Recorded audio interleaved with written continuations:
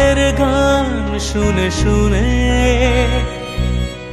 আজ ফাল্গুনে দুটি চোখে স্বপ্ন শুধু আঁকো।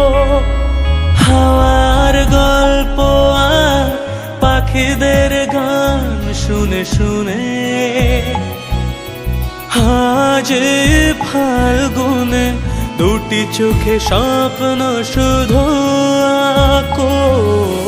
আজ দিনটাকে মনের খাতায় লিখে রাখো।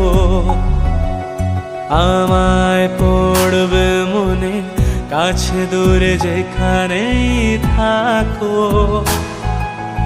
আজ দিনটাকে